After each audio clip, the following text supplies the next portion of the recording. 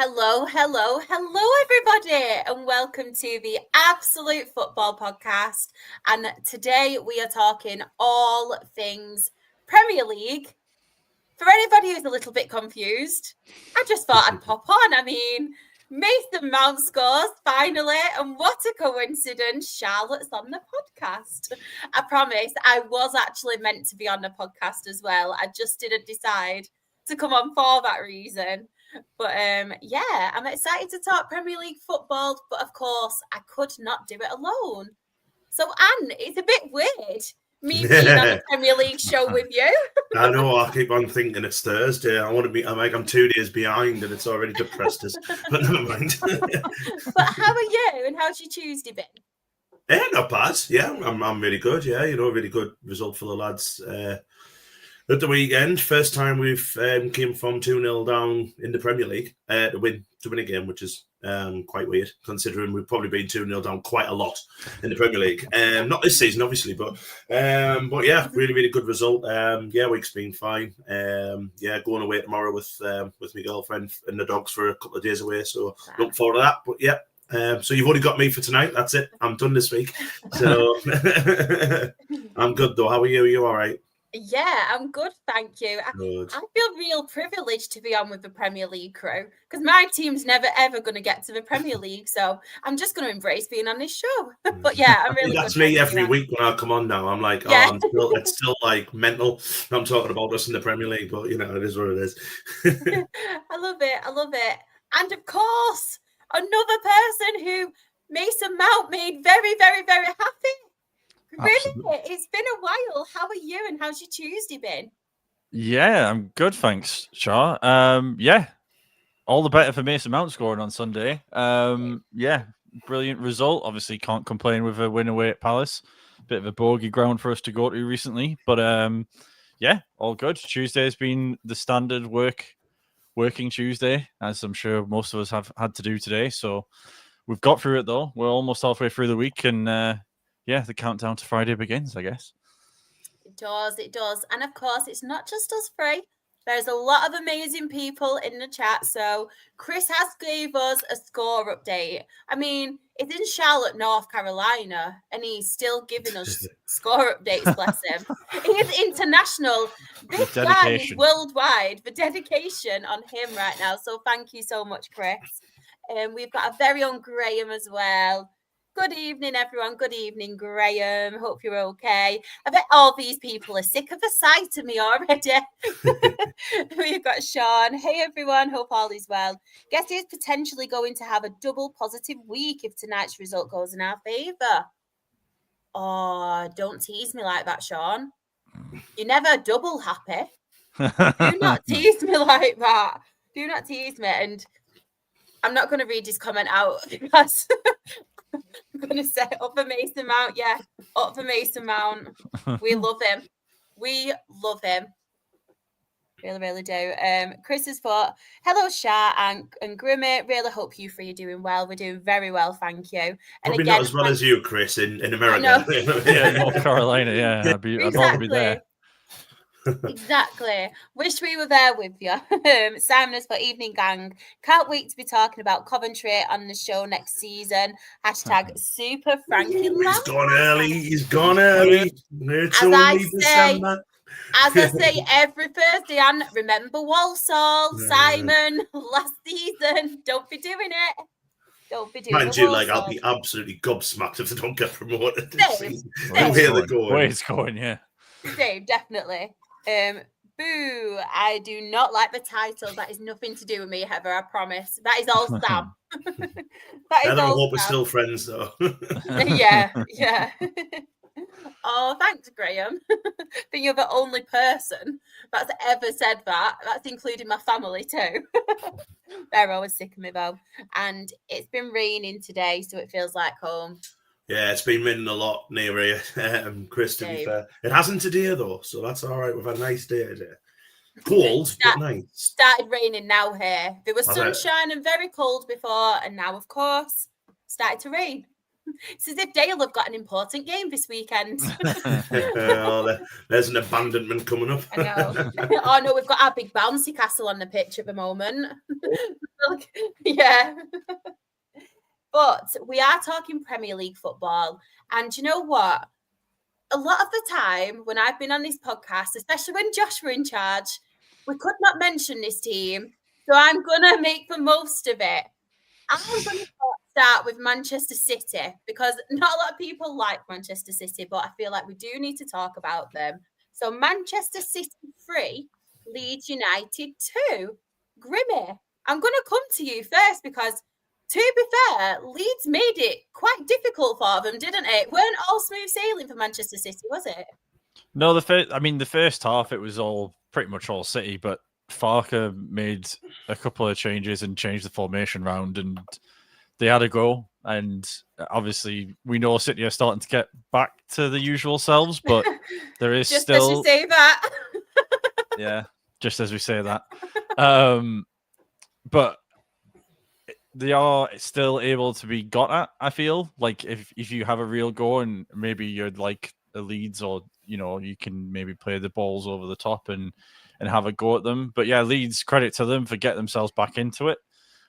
It'll be an absolute gut punch to them, the fact that they've conceded right at the end. Though saying that, they did have 10 minutes of stoppage time to get an extra goal, City. So, make of that what you will.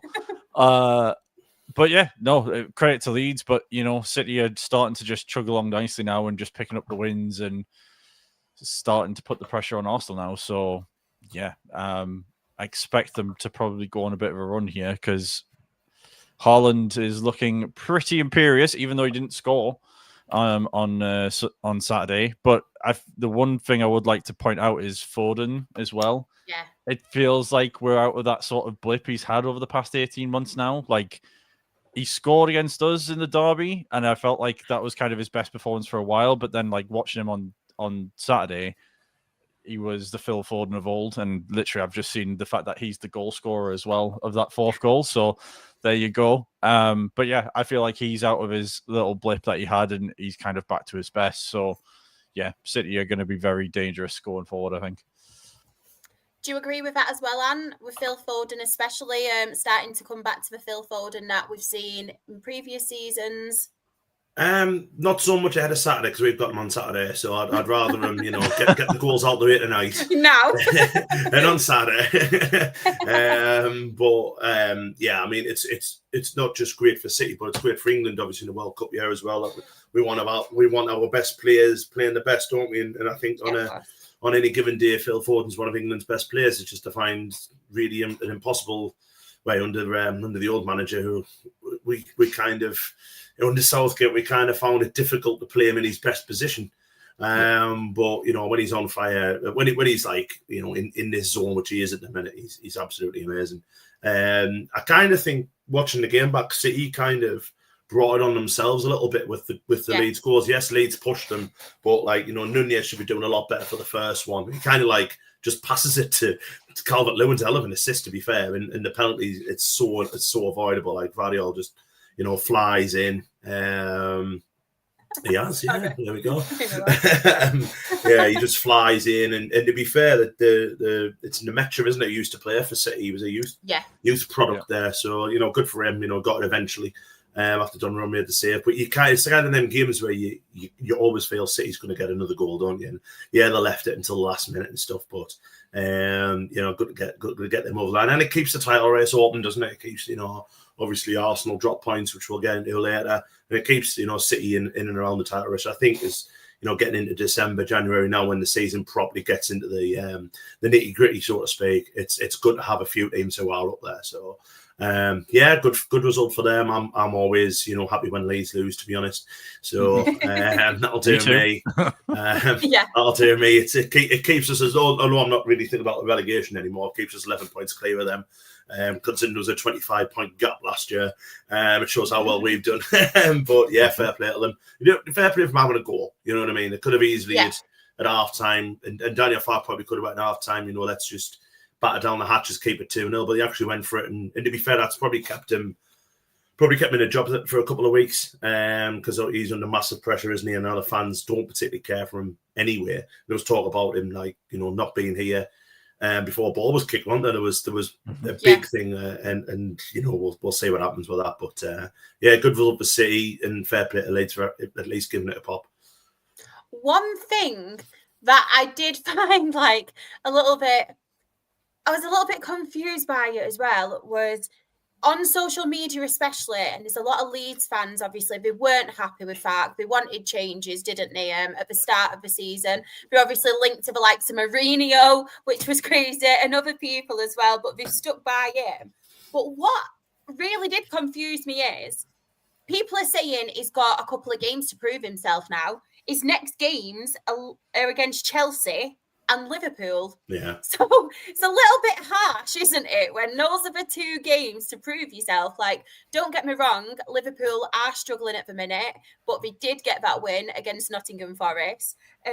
But when you're trying to get somebody to stay in the job and they've got those 2 games to prove themselves, is it basically like, yeah, you have to win both of them, but you're going to be out the door anyway, kind of thing? Because that is a bit harsh, do you not think? Yeah, I do think I'm in like 2 minds. I think it is a bit harsh judging them on playing City, Liverpool, and Chelsea. But then you look at the whole season, and especially in the last few weeks, they've been getting beat off got beat off Forest, and then it was very, very comfortable for Forest. And obviously, that's a game where Forest are down there as well. It's probably a game where you earmark that and think we've got to beat these, and they didn't. And then I think they lost at home, didn't they? Just before then, and I can't remember who it was now off the top of my head, but they were poor then as well. And I think it's kind of over the season where they think he hasn't been good enough. And the problem is with Leeds, they want to be Premier League for like 2 or 3 years, not just coming up, going back down as what they have been doing. They want to establish themselves. So it is difficult. And when you look at the Championship now, obviously take commentary out of the equation because they're just away and gone. It's very, very competitive. And if they go down, and there's obviously going to be a Birmingham or Wrexham next year who are probably going to want to do that, make the push for it, and with a lot of money behind them, it's probably a bad time to get relegated this year. So I think with that's probably why it is. And as well, like, the problem I've got is if they get rid of Farker tomorrow, who are they going to bring in? Because it's not like a job where they spend a lot of money anymore. You know what I mean? They're gone are those days where the Champions League qualifies and all that stuff. Yeah. Those days are gone, and as harsh as it sounds, it just is what it is. So I don't know who they would look to get in, because there's not really anyone available at the minute who's like kind of got that. Looking at possibly would Frank Lampard go there? Probably not from the Championship, because very big danger of flip-flopping and him being back in the Championship. So it's a strange one. Angie's available, Leeds fans. Well, what you wish for.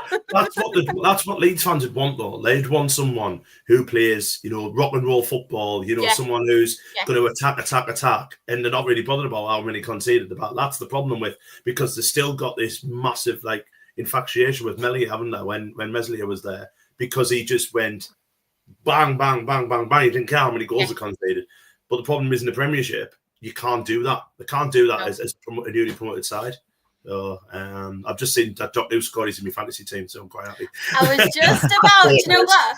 I was just about to mention Doku. I know we were speaking about Leeds, but can we just give him a little bit of appreciation? Because I feel like, especially this season, it looks like a completely different player. And especially last season, I came on this podcast and I was talking about how much he frustrated me, because I felt like there was a player in him, but he just didn't have the end product. And I feel like this season he's really, really performing to his full potential. So I just wanted to mention, obviously, Doku, because he looks like a completely different player, especially this season. Oh, 5-2 now. Comeback's on.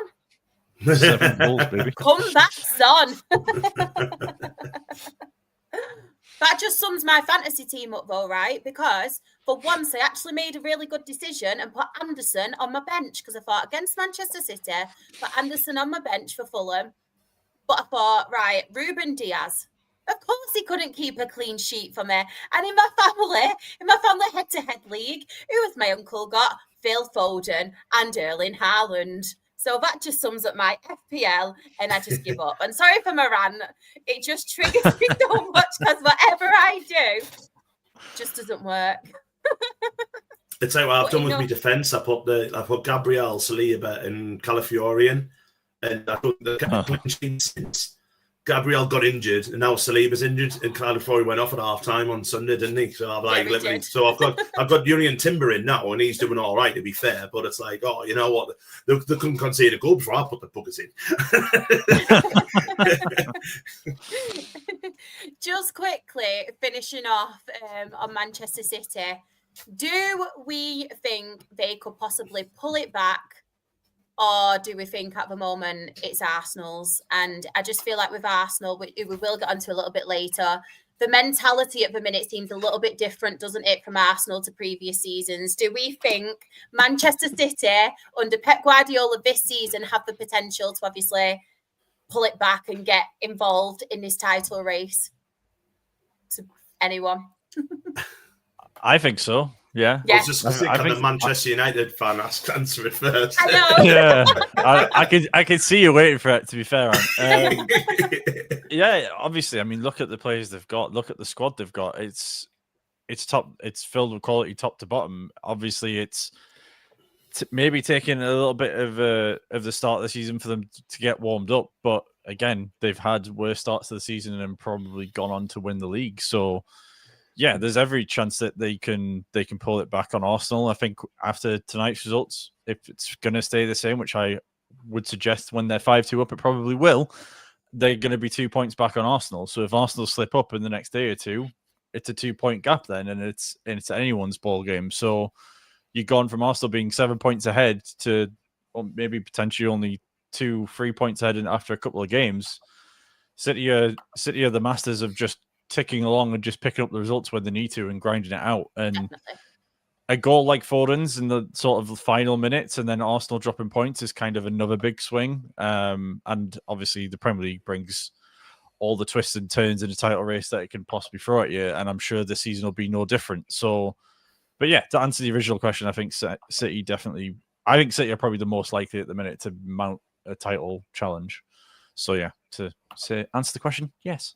Can never write them off, can you? You can never write them off. Not with Haaland up front. Not with Haaland getting loads of goals now, because at the start of the season, if he wasn't scoring, City weren't scoring. Now you've got Doku, putting them in. Foden has come back to form.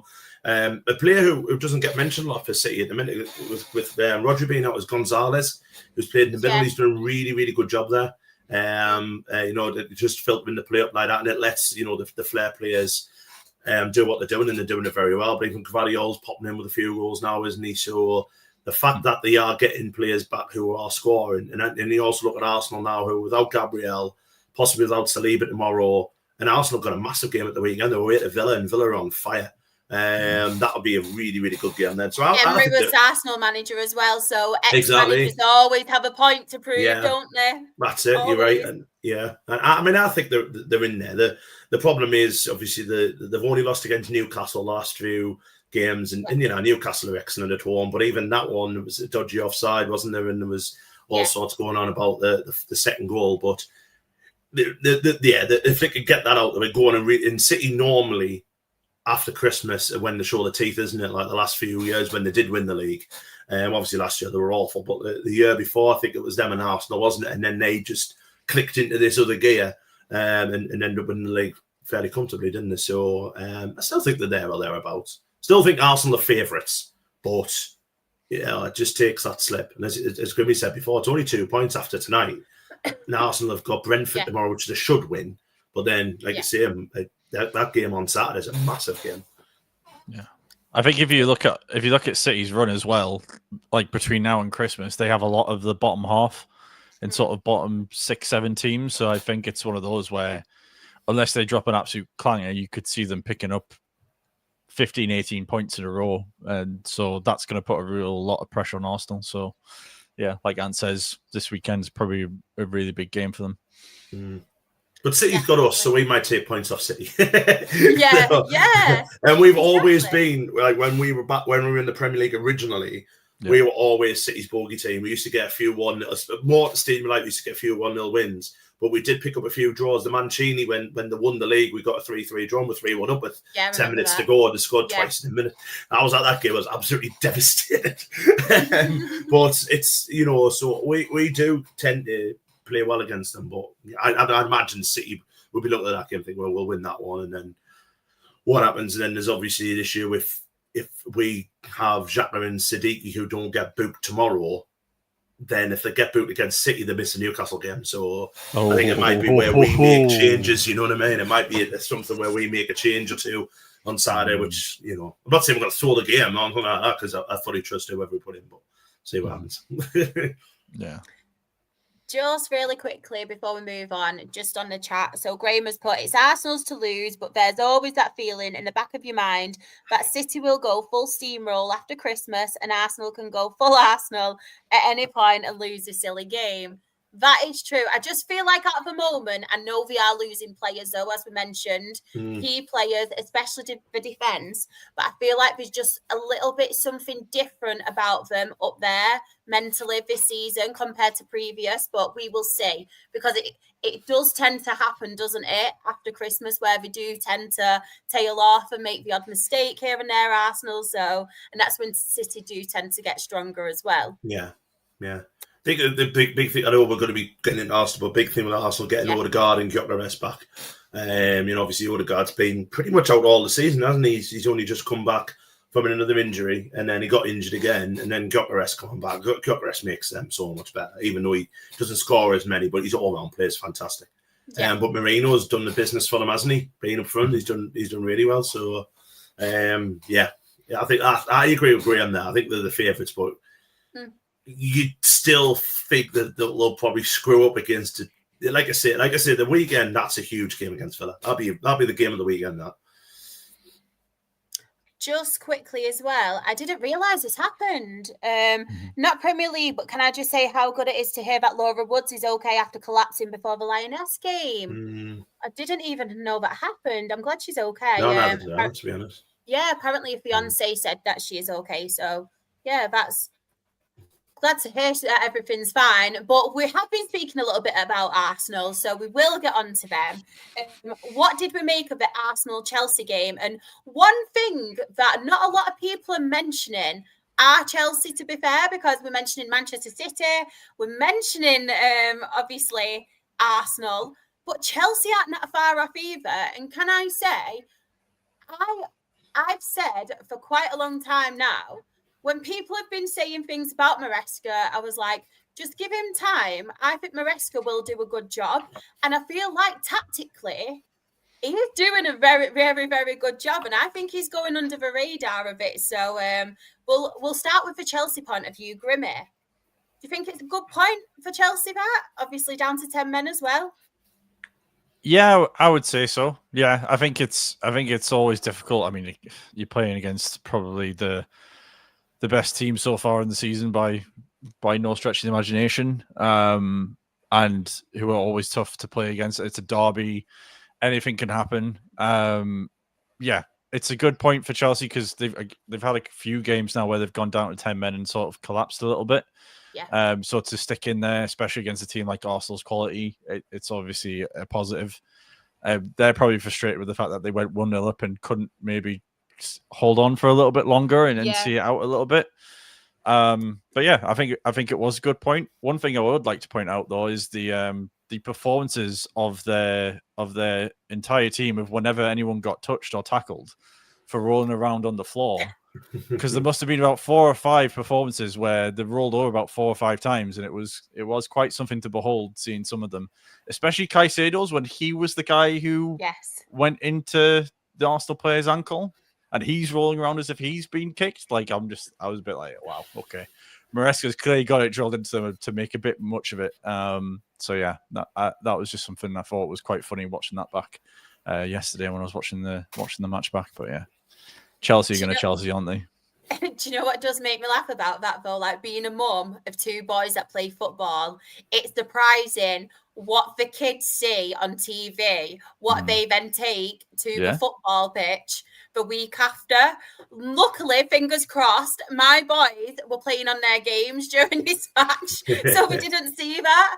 But it's actually really, really, I say funny. It's comical in a way because they're obviously watching it, but it's not at the same time when they're basically taking it now into their grassroots games as well. So I am very, very happy that my boys did not watch that game because I completely agree. Where they were throwing themselves on the floor and they could have got an Oscar. They could have gotten an Oscar for most dramatic performance. That game, they really could.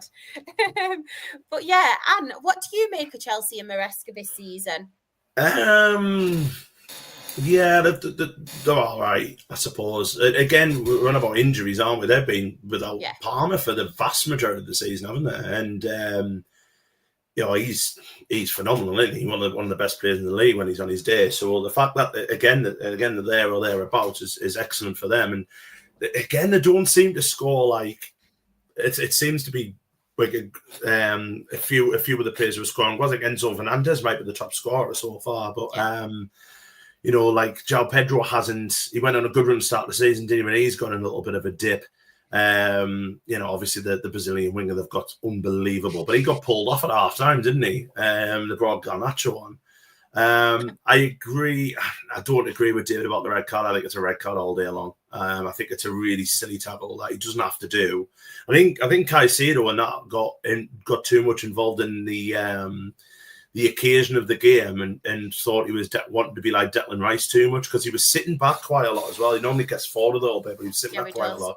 And I just think it's a really, really poor tackle, to be honest. I think the referee did really well in playing it on because, Chelsea were on the attack. And I think he probably thought there, it is just a yellow, but when you saw it back, it is a bit dangerous. It is a little bit dangerous. Is that not a very good result for you, Shah, by the way, that one? I like Emma. You do like Emma. I can pronounce my H's now. Yeah.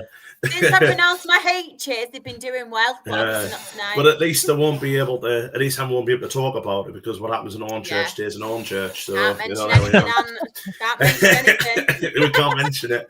But again, there was a lot of people flying around, diving about and stuff, and even right at the end when Gyökeres clattered into Sanchez, I mean, he rolled around as if his head had been decapitated, hadn't he? You know what I mean? And he gets straight back up, doesn't he? It's like there was so many of them trying to get players sent off or boot and stuff, and it kind of ruined what was a really good game. I really enjoyed the game.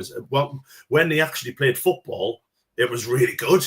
It was just the fact that that was few and far between. It was a good full-blooded game, but good to see Chalobah get a goal. I mentioned before, Marino, really took his goal well as well. It would have been very, very. It's been playing Hamilton. We can talk about. Oh, fair enough. You're not allowed. Yeah, but it was just the fact he got on church first. So I know that's what I thought. But it's in America. Yeah, that's what he wants. But yeah, I mean, like I say, when they were playing football, when both teams were playing football, it was a good game to watch. It was just it got like a little bit ruined by them running, like rolling around as if they broke their legs all the time. But hey, it was a good game and probably a fair result. I think if it had been a winner, it would have been a bit disappointing, because I think it was just, I think if draw was fair. Really good result for Chelsea, and I think probably a good result for Arsenal when you look at what else happened over the weekend. So I think they'll be over the moon with that as well. Just really quickly before we get onto the Arsenal perspective, Graham has put in the chat, thought it was a typical bruising London derby, but it felt more like they were trying to get each other booked and play a lot of football. Draw was a fair result for me. Red card was correct. I completely agree. It's definitely a red card. Yeah, you can't do that now. Not in this. When there's cameras everywhere.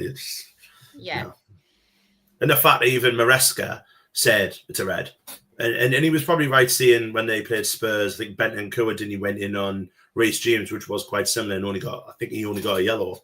But it's a red card. If the manager's saying it's a red card, then you know that's a red.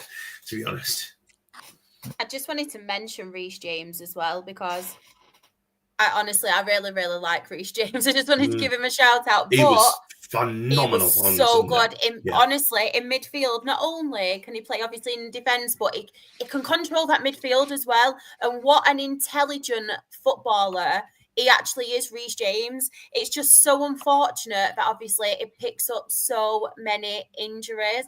It really, really is, isn't it? Because I think he's obviously like, and I'm hoping he stays fit, fingers crossed, for obviously England, because I think he's a top-notch quality player. But yeah, I thought he was a standout player on that pitch for Chelsea, especially. And Estevao as well, young Estevao. What a brilliant player he is. Unbelievable. Yeah, unbelievable. He got like I said, he got turfed off at half time, didn't he? Free. Come back on. Oh, come back on. Oh, well. Because I've got Ruben Diaz in my defence. It's because we said they were title contenders, man. That's what it is. Not anymore. Fulham's going to win 6-5. Anderson will get the other goals because he's on my bench, I tell you. Watch his face. Oh, Doku's goal's being chalked away as an own goal now as well, so never mind. No way. From an Arsenal perspective then, what did we make of Arsenal? Grimmy, I will come to you first on this one. God, you're making me talk about all the rivals, aren't you, today? All of them. Yeah, I guess my perspective is a little bit different. I know, obviously, usually for Arsenal, getting a point away at Stamford Bridge is good at any point, but I guess when they go down to 10 men, you kind of expect Arsenal to kick on a little bit, especially the way they've been playing this season. I fully expected them to turn it around and go win. It was a strange one. Obviously, it's hard to say going away at Stamford Bridge for Arsenal when they have struggled there previously, and it's not the easiest place to go for any team, never mind a derby game that they have to play.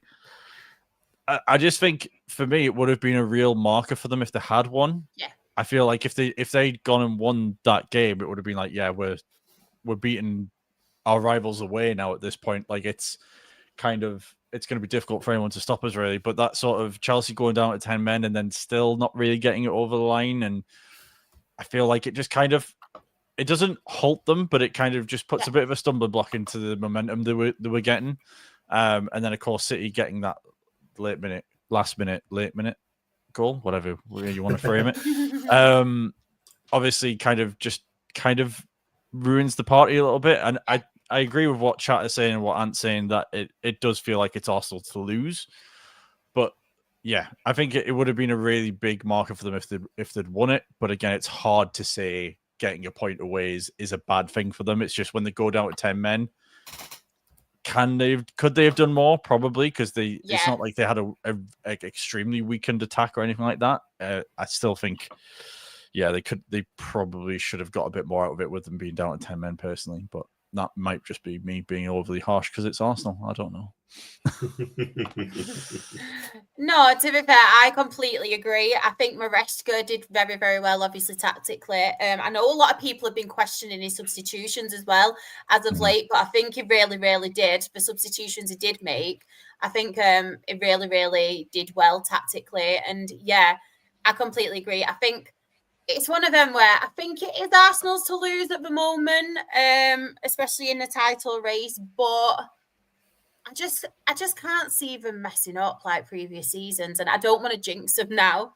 I don't know what it is. I just feel like they've got the additions that we do have now are stronger, and they've got people there now that are a lot top quality than maybe previously as well. I think Arteta obviously has learned his lessons, hopefully, from an Arsenal perspective, especially for Arsenal fans, in the past. And they've always been so close. So surely it's not going to happen again where it's just not enough. If it is, I'm sorry, but that's like... If they're dominant this year, you kind of think, when are they going to win it? Because this is like, this is the year when, they have, as you said, they've signed well. Obviously getting Eze from Palace, which is a great signing. Getting Gyökeres in, who's done brilliantly when he's been playing. And, having the defence that they've got at the minute, it's very, very good. You don't really see a weak link in Arsenal. The only problem with Arsenal is, the only problem is with Arsenal is I think the only weakness that they've got is when you get at them, when you upset them. And, you get stuck in like what Chelsea did, and it did disrupt them a little bit, did disrupt the flow. That's both signs I've seen, obviously, when we did it, and we really rattled them. And that it ended up a mistake in a worldie, but they just find them goals. They found a way to get back into it against Chelsea. Yes, I probably should have gone on to win, but a point's still a good point.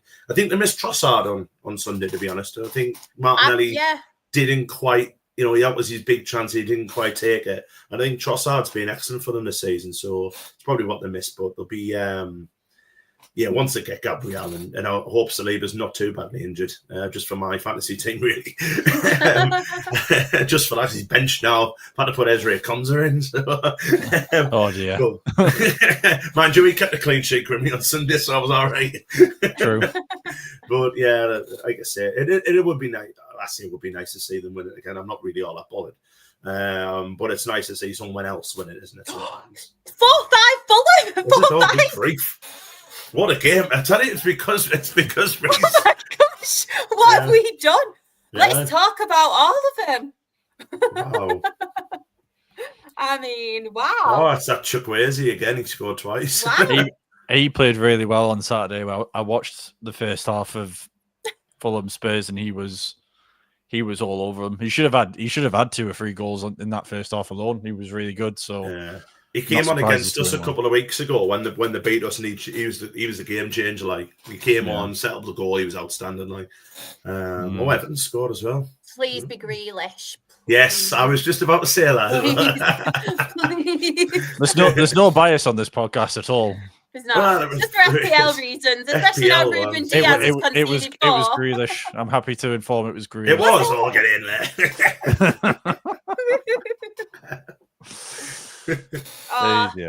What a guy. What a guy. Right, we best move on. And do you know what, Anne? I will give you your moment. Talk to us about Sunderland. I mean, podcast derby. You versus Heather. Yeah. It was, wasn't it? It was. You came out on top. You got the victory.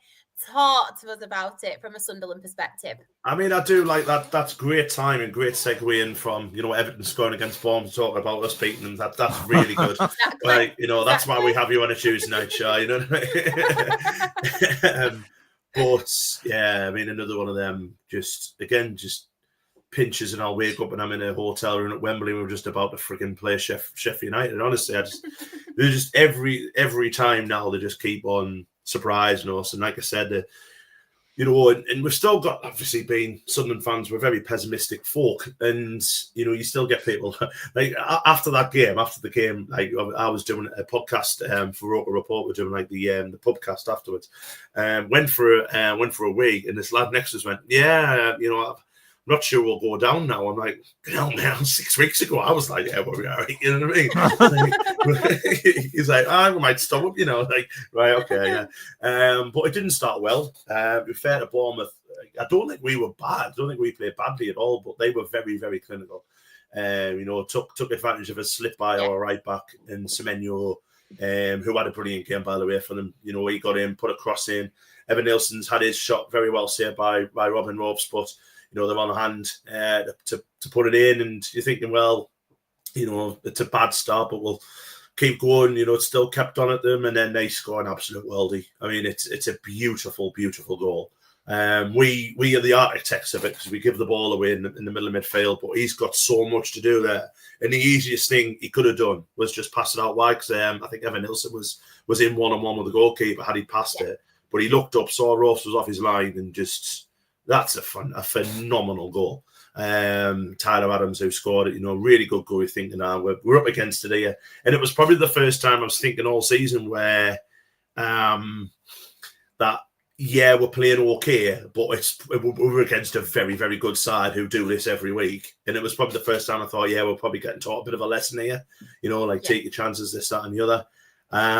But like I say, it's just a team that doesn't know when they beat, and a team that they're just not scared. I'm not scared at all, and we got ourselves back into it with a penalty. Bit of a question mark of whether it was. I think it's a foul on. I watched it back. I do think it's a foul on Tavernier to begin with, where the referee, didn't see it, and then he gives us a penalty, which I think it's probably a penalty. Brooks kind of makes the referee have to make a decision. And to be fair, the ref all day was absolutely awful. So, he was going to give it. The fair puts it away with, brilliant confidence, because there was a massive VAR check just beforehand. It's about 5 minutes VAR check. And, he's still cool, calm, collected, blasting into the corner. You're like, right. When we were in at half time, I'm thinking we are going to at least get a point here, and we scored just early, just after another nice little move. Granite Xhaka was it's not 5-5, is it? Oh, I'm hoping they gave it to Grealish, so because my heart will break if they don't. But yeah, like I say, it was Bertrand Traore who scored. I was calling him Alberto. No, Bertrand Traore who scored. And he's been all right for us. We got him on a free, and he's just slowly come in. And Reggie obviously loves him because he's playing him every week, ahead of Simon Adingra and Eliza Mayenda and stuff. But the fact he does graft a lot, to be fair. And he scored his goal, which was good. And then from then on, it was very much end to end. Bournemouth had a goal chalked off. Semenyo puts a good ball in the middle. I think it's going in, and Evan Nilsson makes sure, but he's offside. So we've got a little bit of a let off there. And then we bring on big Brian Broby, who's an absolute animal. He scores on a corner. Delirium in the Stadium of Light.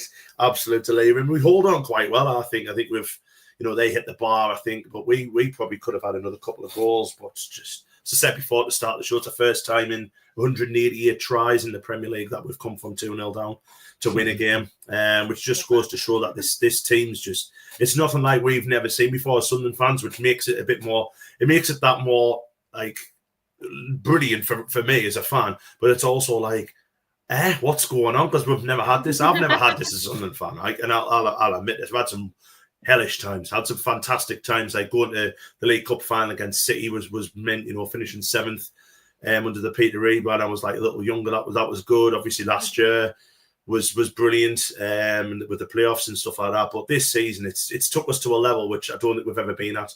And I still see, signing Granit Xhaka was just unbelievable. The fact he gives us that,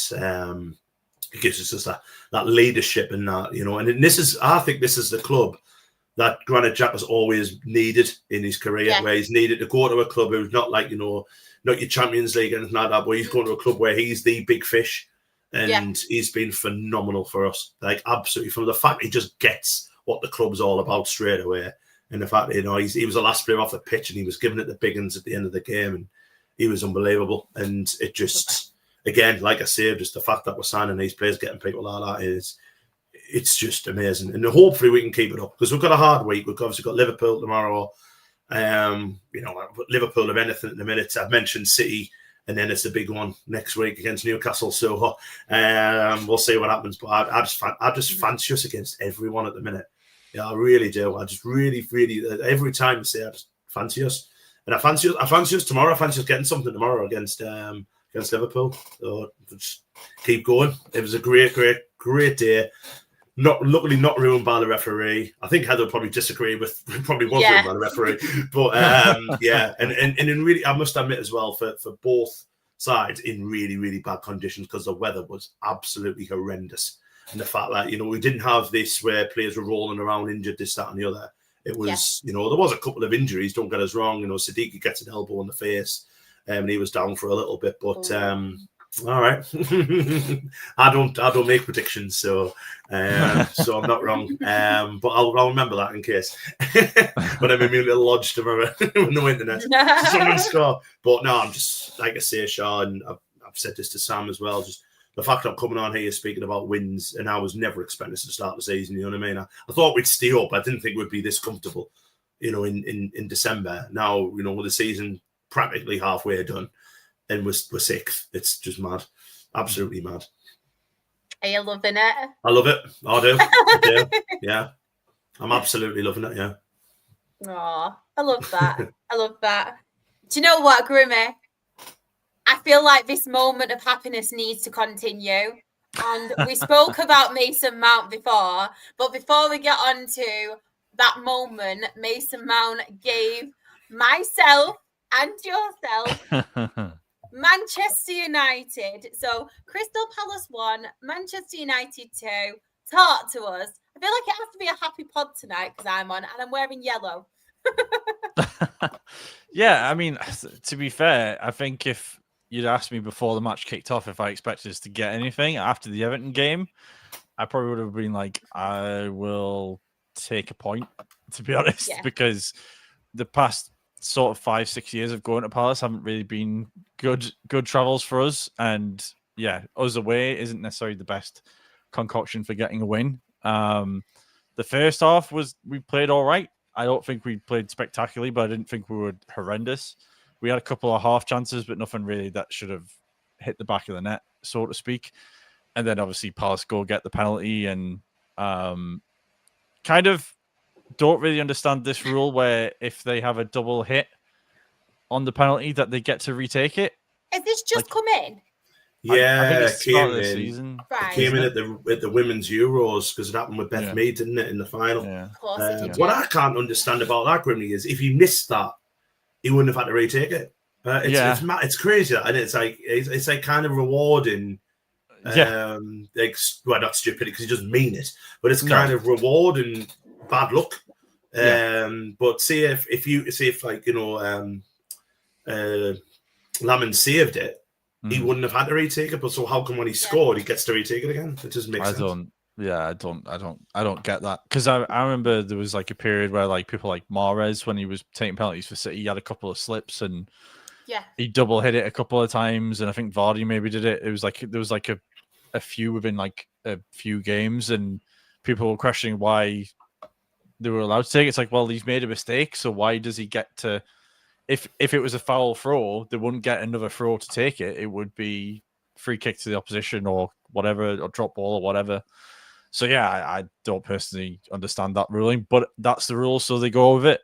So I can't really grumble too much at that. But credit to the boys. I think if this was last season, we wouldn't have come back and got anything from the game. But we seem to have a bit more impetus about us now. And yeah, we got that first goal with Zirkzee scoring from a crazy angle, which I didn't expect. When I watched it live, I was kind of like, why is he hitting it there? Okay, it's gone in. Right. Yeah, okay. We'll take that one. And then obviously the best free kick man, woman, or child has ever seen, with Bruno laying it off to Mason Mount and took it in the bottom corner. What I will say is what that Palace wall was doing for that goal, I have no idea, because they fell apart quicker than a pack of cards stacked on each other. Yeah, it was a shocking wall, but again, he puts it on target. You're asking the question of the goalkeeper, and it goes in. So yeah, and we held out from there, and we take 3 points, and now you go from losing against Everton, against a 10-man Everton as well, we have to add, to now we've only lost 1 in 6. And again, that just sounds a hell of a lot better than, back-to-back defeats. Or because again, after the Everton game, the murmurs about Amram and some of the fans' discontent with things started popping up again. But I think going away to Palace and coming back as well just kind of quietens that all down again. And we can kind of look ahead because we've got West Ham on Thursday and Wolves on Monday. So hopefully we can get at least 4 points out of that, maybe 6 points. And if we can do that, then I think we're quietly in for a fight for the top 4. But I'm not gonna get ahead of myself because it's us. We could climb this up very quickly. Though I will say, if we don't get top 4 or top 6 or 7, I am fully on the Sunderland bandwagon of getting them into Europe. Quick promotion straight into Europe. I will say that. But yeah, great result for United. And yeah, we take it from there basically, and then see what happens next. The signings. If we do get into Europe, we're getting Yamal. You know what I did say as well, Anne? Obviously, there's rumours of obviously Sergio Ramos is leaving his current club at the end of the season, but he wants to continue playing football. Get him at the deal. Someone actually put he's a perfect fit for Sunderland. I thought, mate, if he goes to Sunderland, I will get a Sunderland shirt with Sergio Ramos on, and I will be coming to Sunderland myself to see Sergio Ramos. But Do you know then what? He's come out today, Do you AC know what? Milan is being linked with. I honestly would never, I don't think I've ever said this ever in my life, but he won't get a game. No, but just to be there, imagine just Sergio Ramos sat there. The absolute banter of it, yeah. Just sat there watching, like, playing for Sunderland. Imagine him in a Sunderland shirt. Oh, I mean, yeah. I mean, That'd be like it's the dream. mental, but it's mental, but I'm all right with what we've got. We've got Omar Alderete. He's plenty eye candy, him, Shah. Don't worry. No, I was actually talking to my brother though today, right? Because my family are big it's split between my family. So my stepdad and my brother are really big Manchester United fans, and we were having a conversation today. And he went, "It won't surprise me if we beat Palace, we beat West Ham. Rob Edwards gets his first win, obviously for Wolves against Manchester United." He went, "That is a typical thing. What could happen?" So he's in that mentality where it's, right, just take one game at a time now. You cannot call what's going to happen. Like, take the positives when there is positives. And then obviously it's just on that kind of thing at the minute, bless him. But yeah, it was like, it'd be so typical for that to happen. I was like, just don't think about it right now.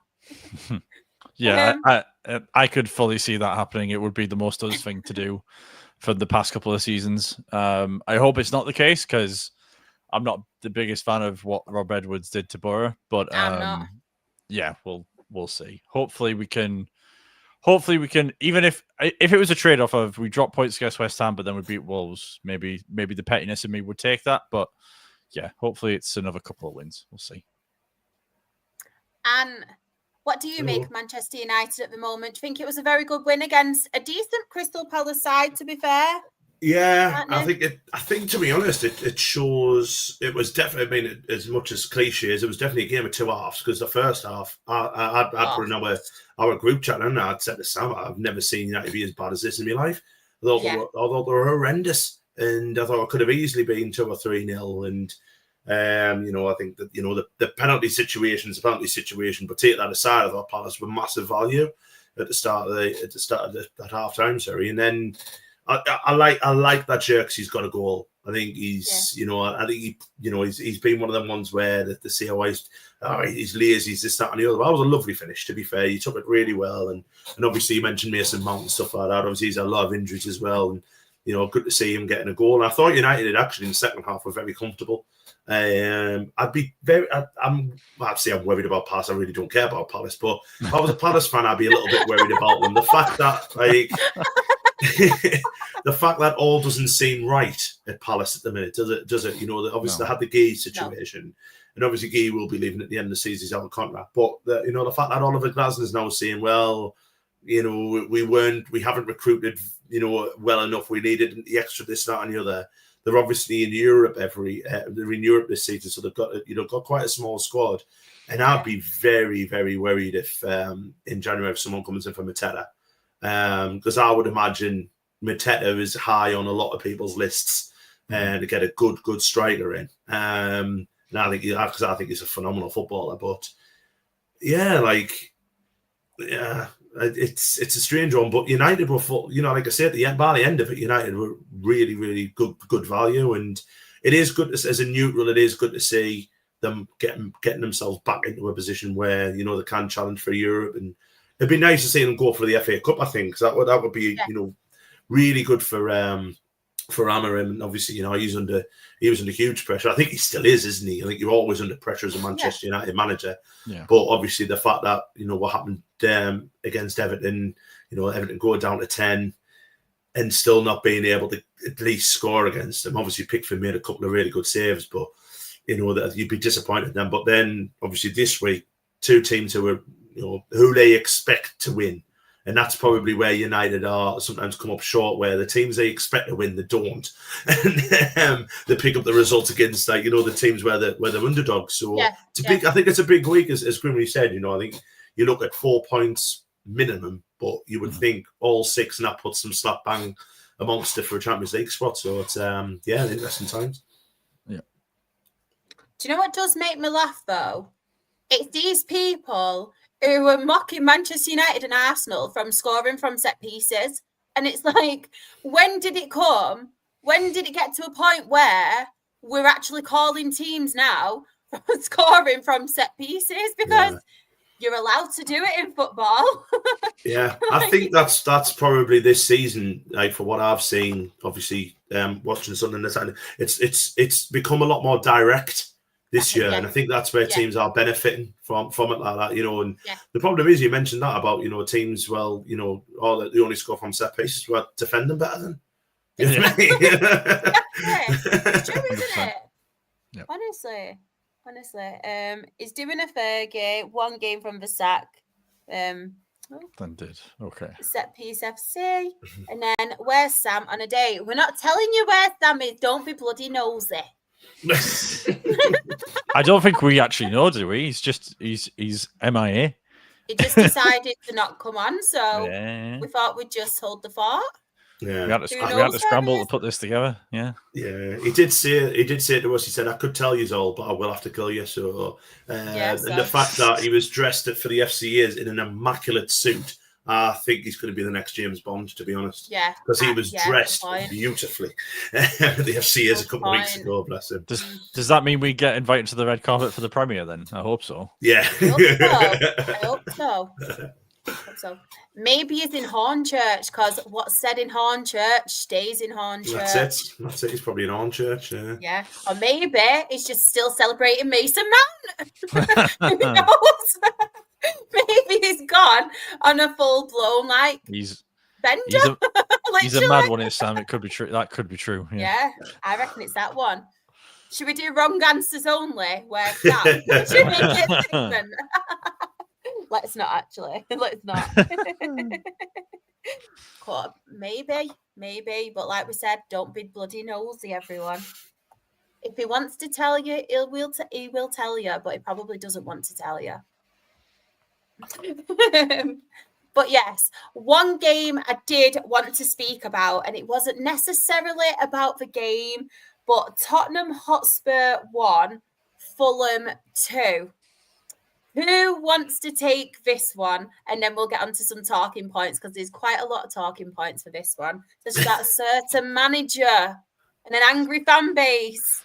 Yeah. It's not Fulham. No. Well, it certainly isn't tonight with that 5-4. No. They've almost just scored a fifth. Have they?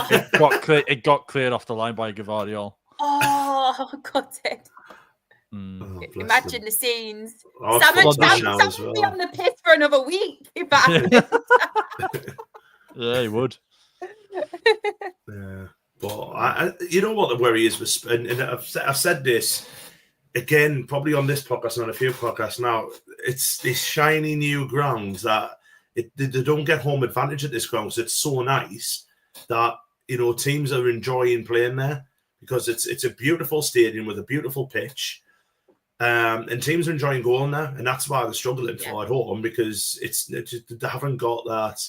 They haven't got it's more of a level playing field for them. You know, you look at you go to most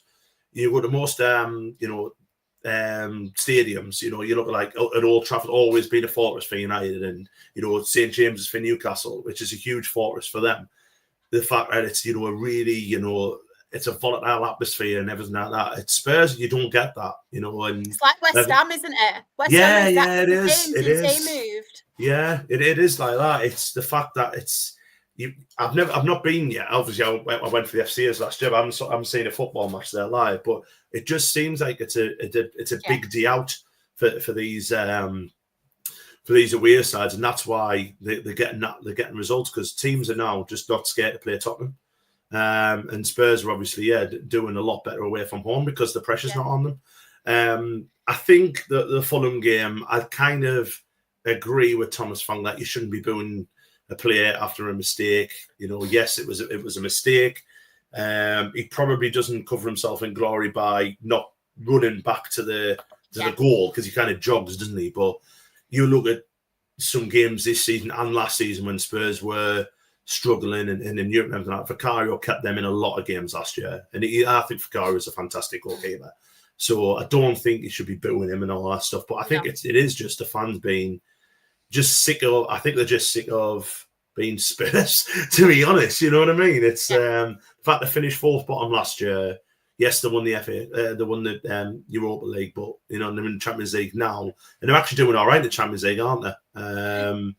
But I don't know. I'm not sure it was. I like Thomas Frank. I think Thomas Frank's a great manager, but it's a manager who did very, very well at a smaller club than Spurs, and I wonder if maybe they're wanting that high quality appointment. You know what I mean? Like, I don't know who it could be, but a Zidane or something along those lines. But who's going to go to a club that finished fourth bottom? Yes, you're in Champions League, but you were fourth bottom. It's taken for me. It's going to be a big rebuild project because they're that brittle anyway. I think Fulham were more than worthy winners. I think Spurs came into it, didn't they? I thought Kudos's goal was a nice goal. Again, one of my fantasy team. But that was a nice goal. But yeah, I mean, you go in there now and teams are just relaxed playing because it's, like I say, it's a beautiful stadium, beautiful surroundings, lovely pitch, but they've got no home advantage. Grimmy, what's your thoughts on the whole situation with Spurs and Thomas Frank? It's bizarre based on the fact that they started the season so well.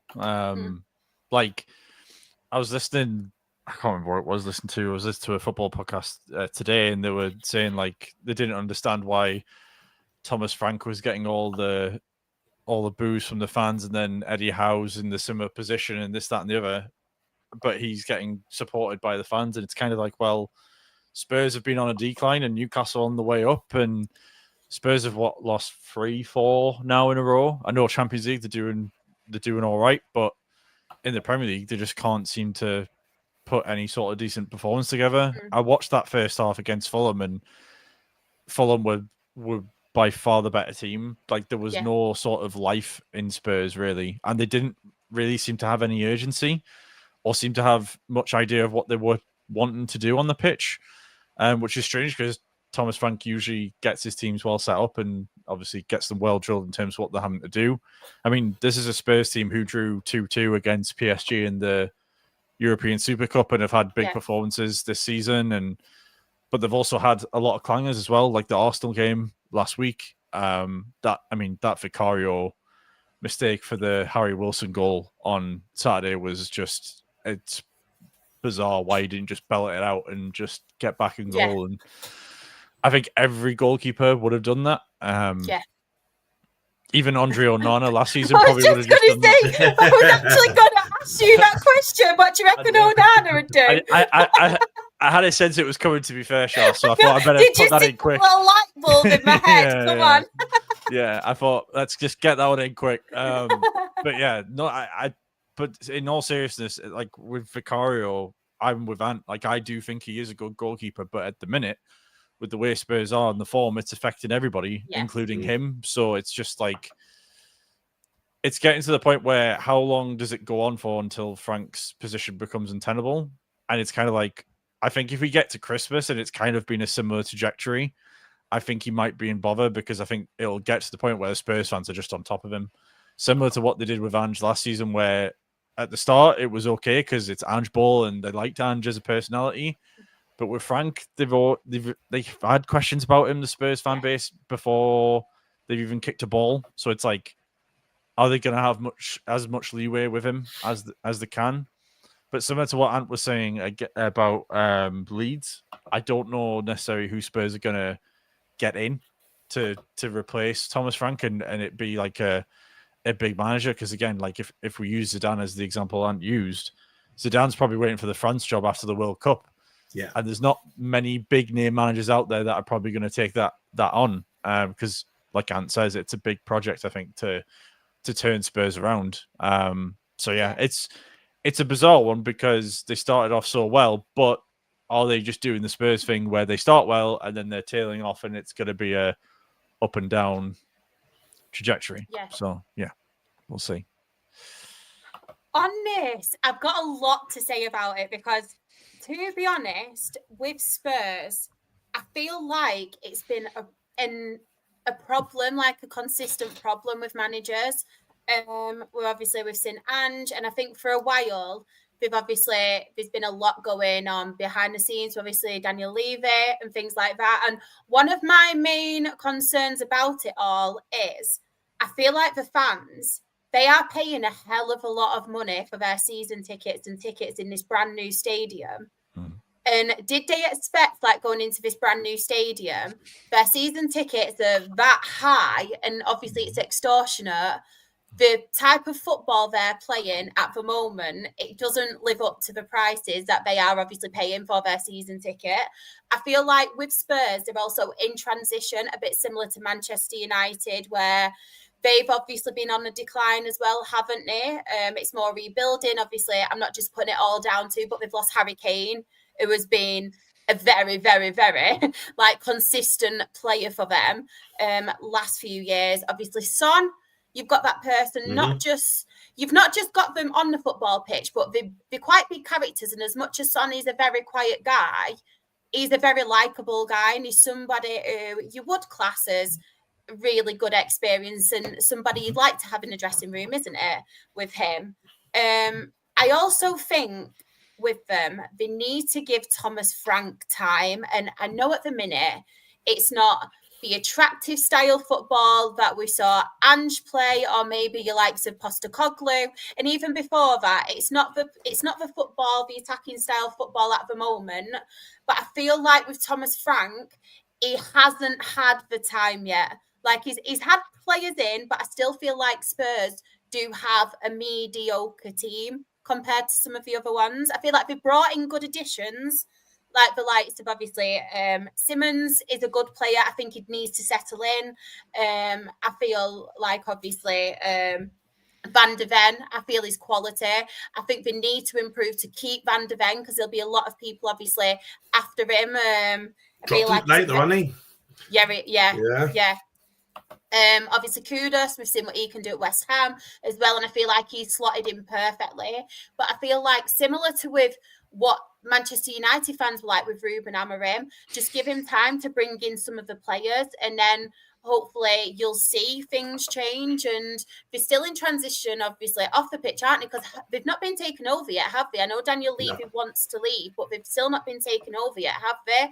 So there's a lot of uncertainties there. But what I don't like, and obviously it's easy for me to say because I'm not a Spurs fan and I'm not watching that week in, week out, and I'm not paying the prices that they do, which is obviously, like I said, it's extortionate, but you're getting an absolutely beautiful stadium. But I just don't feel like they've given him enough time to kind of change it as well with Thomas Frank, because I feel like he is like a project manager, like we've seen at Brentford before, and he's obviously got his dream move now to Spurs, but they can't just do that, I don't think. I know Chelsea did it with Graham Potter and stuff, but I feel like Thomas Frank is a better tactician and a better manager than what Graham Potter is. And I feel like he's going into that Spurs side where there is a lot of uncertainties going on at the moment and a lot of change. I think you hit the nail on the head with Son as well. You know, obviously getting rid of Son. I think he chose it, didn't he? Use out of contract. But then you look at like you look at the way Thomas Frank set Brentford up, was having a big, strong centre forward. You know, it was Ivan Toney, wasn't it? And last year it was Brian Bremo. You know, having a big, strong centre forward, you know, and players to run off them like that. And the fact he hasn't had that this year because Solanke's been injured for most of the season. James Madison's got a knee injury. He's out all season. He's out all season. Dejan Kulusevski's out still, isn't he? So there's their big three up front who are missing. Definitely. And yes, Kudos has come in and I think Kudos has done a really good job there, to be honest. He's been really good job.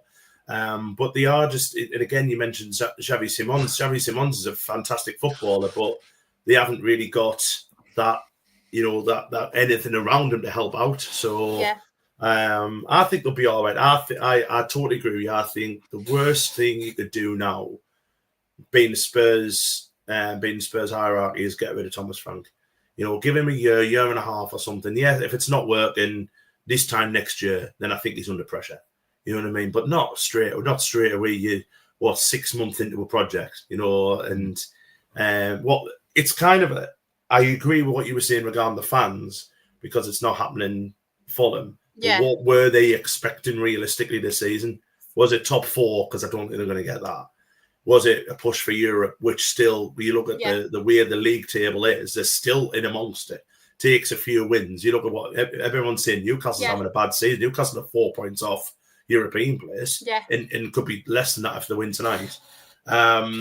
Fife, I used to like you. Controversial. I can't wait to come on that podcast and win that quiz now. But, you know, I think I totally agree with you. I think, you know, you can't just sack managers left, right, and centre for, you know, just because they haven't got a magic wand to wave, have they? You know, you look at what United have done with Amorim, and Amorim was probably very close when I think had they not beat Sunderland, I think that probably could have been curtains for him. But, you know, the fact they've had patience with him, and it's now starting to slowly turn around, and it will for Thomas Frank. Thomas Frank's a good manager, and I think they'll be okay. But please keep hold of him.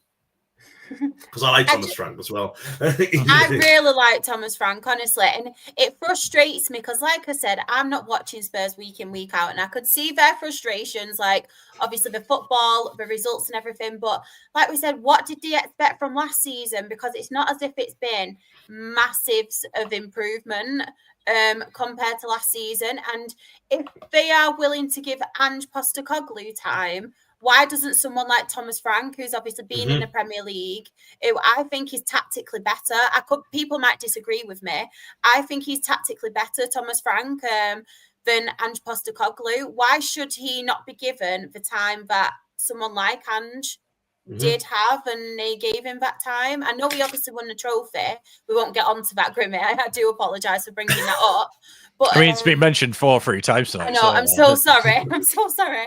But I just feel like they do need to give it, because they can't just give him 3 or so months and then get rid of him. No.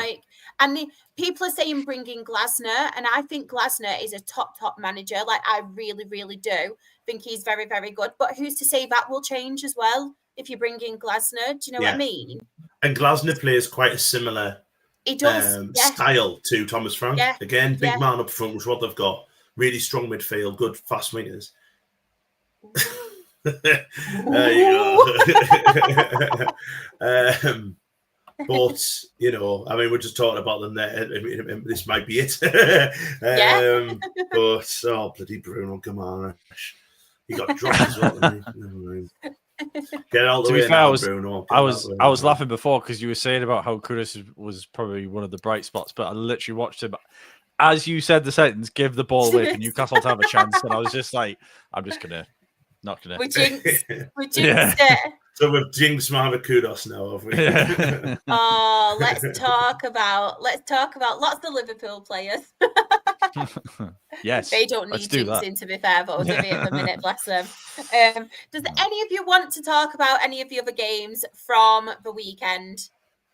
Probably not mention the 4-1 Newcastle result, Ant? No? No. I watched it after our game. I thought they were a very good value for it, to be fair. They were. Yeah, they were great. And I must say, before the derby, which is coming up, I would have liked them to have won away before playing us, because we were unbeaten at home. And we're guaranteed to be unbeaten at home now, because we don't play at home now until that derby. So I didn't want it to be like, we're unbeaten at home, they've not won away. So I'm glad that they've won away. Yeah. But we won't give them, our defence won't fold like a pack of cards like what Everton's did. You know, they did score some good goals. I thought Walter Marner's goal was great, but obviously they've just completely left him, haven't they? Pickford should be doing a lot better for Marnie's goal. First goal is nice, don't get us wrong. And the fourth goal, Marek Chow's been fantastic for Newcastle, to be fair. Being another one of them where, you know, you look at signings of the season, he's in the top 5, isn't he? Being a huge signing for them. So, you know, fair play to them. I wanted to dig out Villa, because I think Villa have been outstanding. And Villa at the minute are going on their they're going on like a goal of the season award just for themselves, aren't they? Because that's another fantastic strike, isn't it, by Kamara? Yeah. What a goal that is. And you know what? Wolves were unfortunate in that game. They had a couple of really good chances. Probably should have been 1-0 ahead before Villa scored. But you know, we've mentioned just before, we've just had a 5-minute conversation about Thomas Frank. I'll answer that question now. They're already down. There's no way they're think pulling so. that back. Not happening. But we've just had a 5 minute conversation about Thomas Frank. Unai Emery, the starts Villa had. I mean, they couldn't score. Love Emery. They couldn't get a win. They got a point against us when we were down to 10, which they probably should have got all 3. But that's when they scored the first goal and Cash scored a long range effort. And now they're just absolutely outstanding. You know, a really good team. Again, without Watkins, because Watkins has been injured, but they're finding some of their signings this year have been excellent and doing well in Europe. Fair play to them, you know. I think, you know, and again, it just shows that have trust and have faith in your manager, you know, because it will happen, to be honest. Yeah, 60, I think it's 56% their goals are outside the box. It's mad, isn't it? But yeah, I think that's great for them, and I really like Villa. I think they're doing well. A team that we've not mentioned that much on this podcast this season, Brighton, going under everyone's radar. Everyone's radar, isn't it? Always do, don't they? But they're picking up really good results, you know, and you know, they're doing fantastic work there. So I like their manager. Yes, I do as well. He's only a bear as well, isn't he? He's only like 34 or something. You know, the talented bugger. Perfect age for me. If you're watching. Oh well, I'll take that as a compliment because I'm 33, so I'll take that as being young still. There we go. I'm 33 as well. There we go. Oh, do I feel old now? Because I'm 39. Still in the 30s. Yeah, I've got another 5 months now. So yeah, we'll pretend it's 6. We'll I failed maths. I failed maths, so I won't know anyway.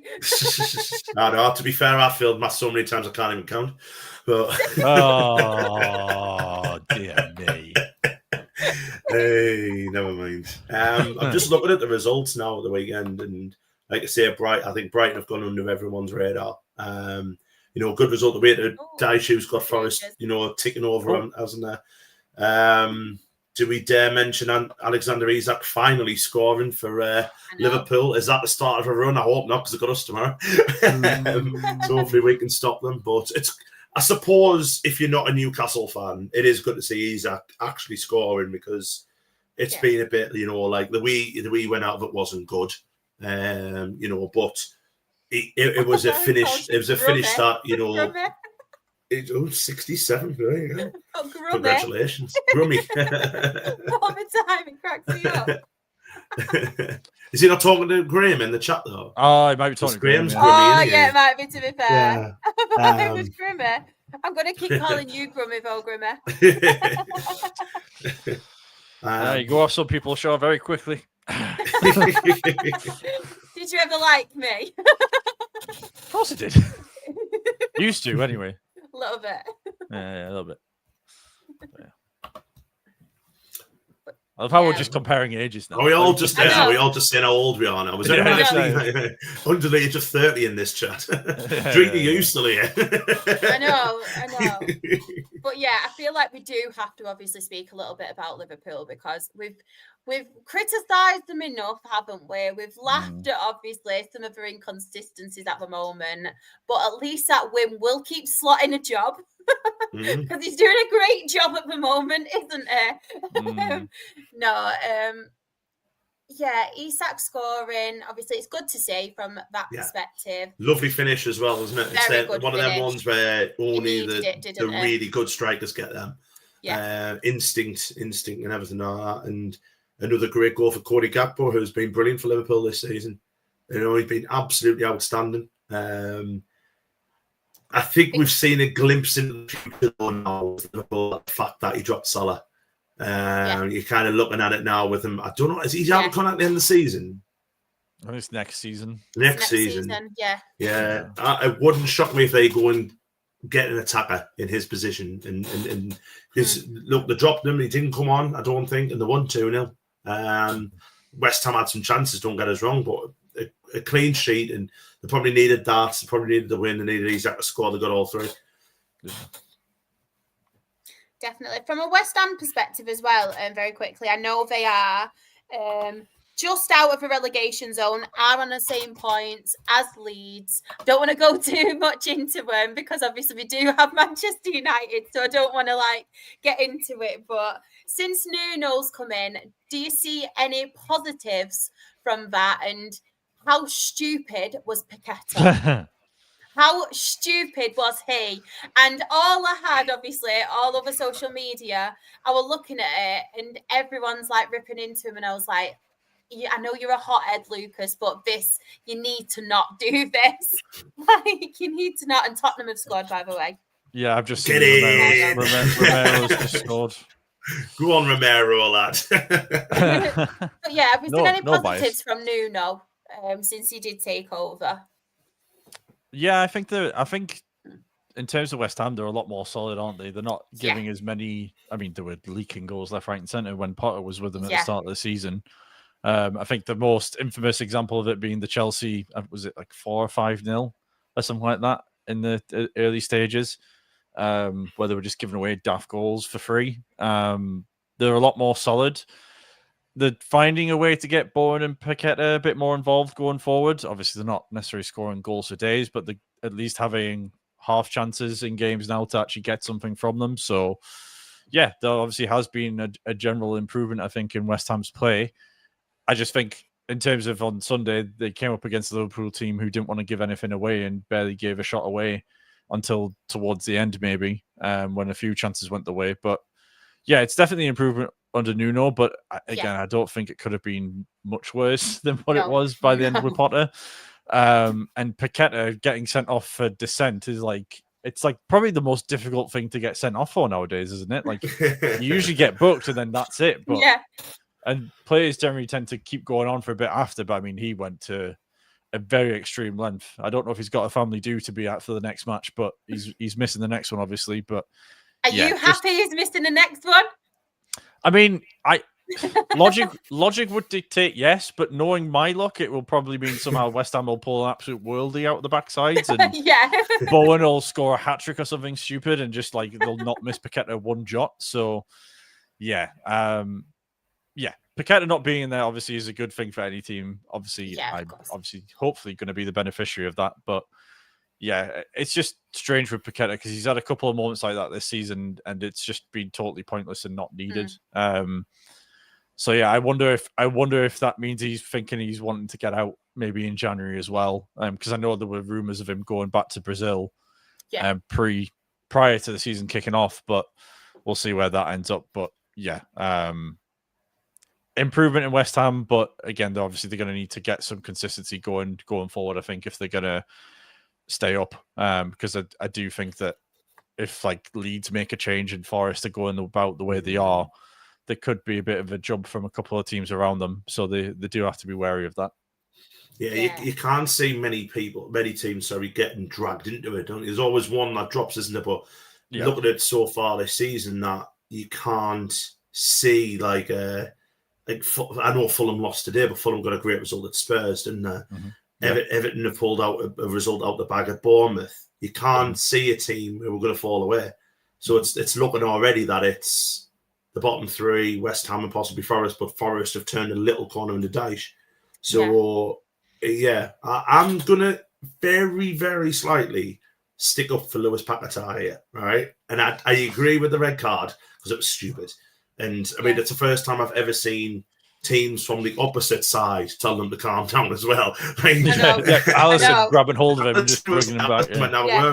But he came out and he said, he had to go at the PFA as well, didn't he? He said he hadn't had any help and all this. You remember 2 years ago when he did get done for alleged betting things, which he has been found innocent of. But you look at 2 years ago, he was all set for an £85 million transfer to Man City. So he's probably thinking there, for 2 years ago, I could have been in a championship winning side, possibly playing Champions League, probably playing Champions League, playing with some fantastic footballers, and all that's been taken away from him. Mm-hmm. I can understand why he's frustrated. I understand that. And you've got to say that apparently it's come out today that Nuno said, look, he said sorry, but he's not there mentally. You can actually give him that. I said, he probably isn't. Because he's just been getting told, right, this is going to happen. You could be getting banned for life. This is what's happening. He's got over it. It's all been found innocent, this, that, and the other. But he's now just expected to get on with his job. Yeah. And it's very difficult just to do that. Very difficult just to switch back on, isn't it? Definitely. So I kind of do feel for him in a little bit. I do, like, again, you know, I'm not taking anything away from what happened on Sunday because it was stupid and it was very, very daft. And the problem is you're just getting people now going who's probably had a bet on it. You know what I mean? And that's what annoyed me looking at it. That's what annoyed me looking at social media. Yeah, and you just kind of think, I know the footballers earning millions of pounds every month this Saturday, but they're also human. They've also got, there is a funny thing in here called a brain that you don't know how it's working. So it wouldn't shock me if he goes somewhere that isn't England next season or in January, where he just gets out of England, I think. But apart from that, again, silly red card, but there you go. There's a reason behind it. Exactly. It's sad though as well because I think he's such a good player. He's one of my favourites, like watching him and stuff. And I just think he's so apart from obviously the moments where the hot-headed moments, but I feel like it's a Brazilian thing as well, because we've seen Cunha have their moments for Wolves as well. So I feel like there's he's Brazilian, isn't he, by the way? Yeah. I thought, when you were looking at me like that, I thought... I could tell you were worried there for a second. I could tell. A load of crap. Yeah. Usually I am, but I thought just a quick update on the Newcastle game. They are checking for a possible penalty. It's been given. It's been given. Interesting. But yeah, I feel like there's a little switch with Brazilian players in particular where they've got that little hothead fiery moment. But it would be such a shame, obviously, for Premier League lost Paqueta. But as you said, Anne, it might be the best thing for him, like a fresh start, especially after everything that has happened. And obviously, it's taken a toll on him mentally as well, isn't it? With stuff going on. So I completely agree with that. But now he's from Stoke. I'm not that bad. He's not got the Stoke accent. That's how I know.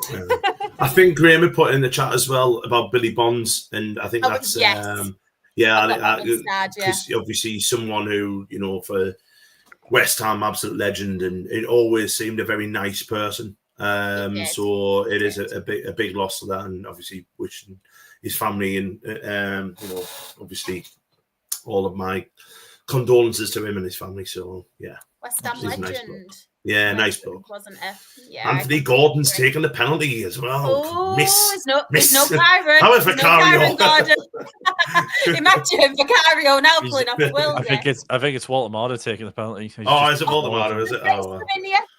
They look similar, don't they? I mean, there's only about 2 foot between them. I was going to say there's about 5 foot between them, isn't there? Yeah. Oh, please miss. I need him to miss. I'm against him in the fantasy. Oh, it's gone in. Damn.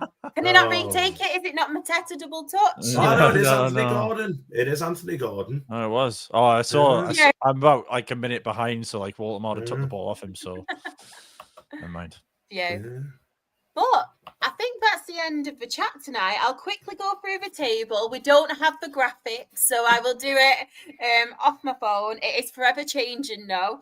But top of the table, we do have Arsenal on 30 points. Manchester City are second on 28 points. Third, we have Chelsea on 24 points. Fourth, Aston Villa also on 24 points. Fifth, we have Brighton, 22 points. And I'm going to say 6 as well, Anne. And 6, we have Sunderland on 22 points. So they are the top 6 teams. Whoa. Do you want me to go through all? I want number 7. It's Newcastle at the moment. That's why I didn't do it. It is, isn't it? No. 2 minutes ago, it'd be great. 7th, we have Newcastle. Oh, that's all right. Liverpool still haven't been mentioned. It's fine. And 8th, we have Manchester United on 21 points, but I won't say the next one because it is Liverpool. No, we'll leave it there. We'll leave it top 8. And in the relegation zone, bottom of the Premier League, we have Wolves on 2 points. Above them in 19th for Burnley on 10 points. And Leeds United 18th on 11 points.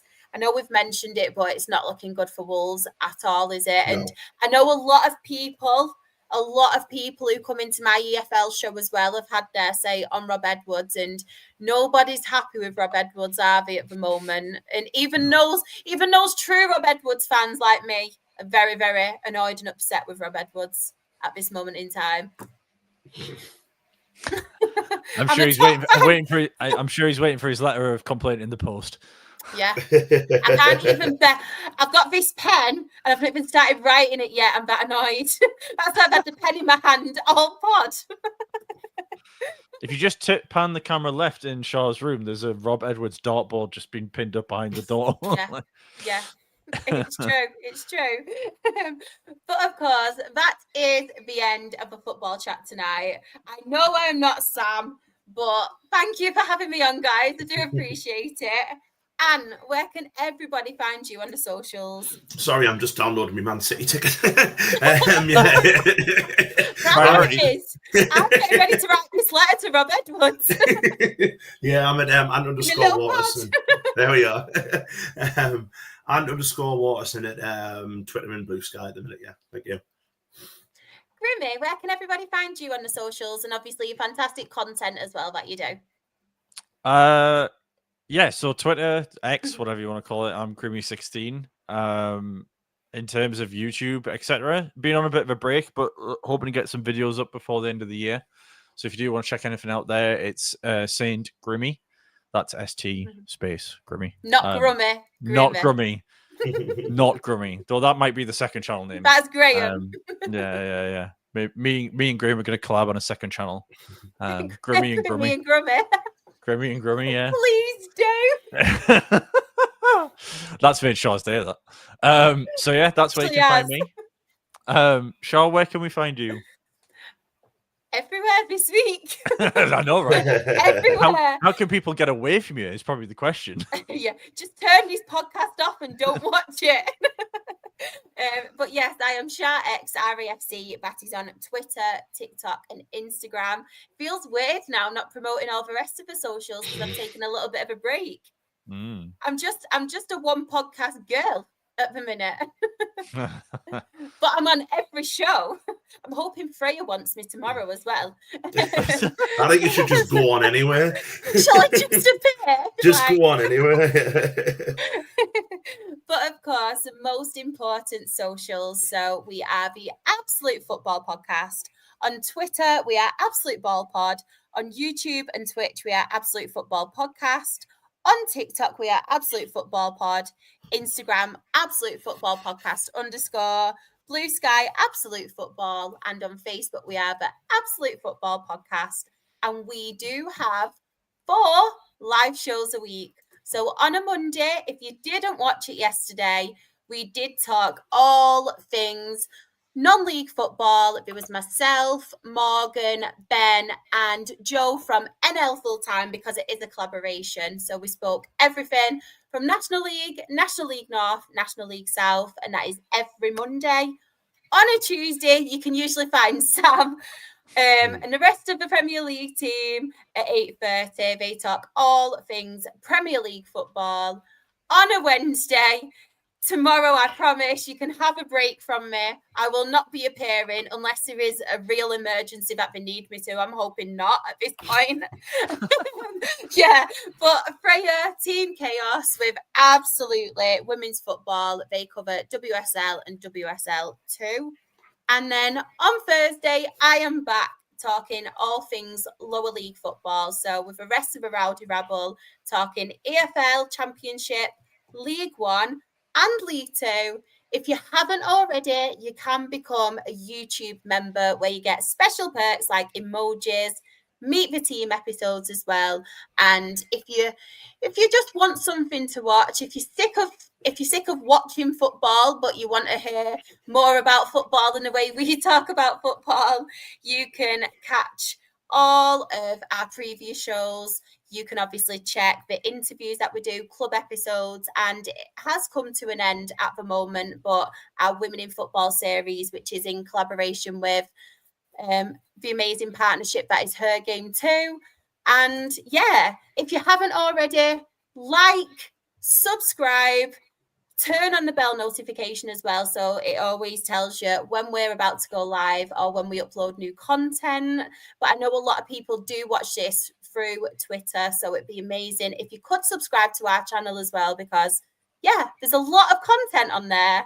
But before I go as well, one thing I did want to address, it is our lovely Hannah's birthday today. So Manchester United, Han, it is her birthday. I'm not going to sing. I'm not going to sing. Please don't let the public have to hear the three of us singing. I don't think that's needed. No, do not worry. I've done me singing. Do not worry. Happy Even birthday, my throat. It's been a long week of talking football, so I need my voice for Thursday. So I will not sing, but I hope you have a fantastic day, Hannah. And yeah, just thank you for all the work you do. And yeah, just an inspiration to women in football, and one of the good people in football content creating.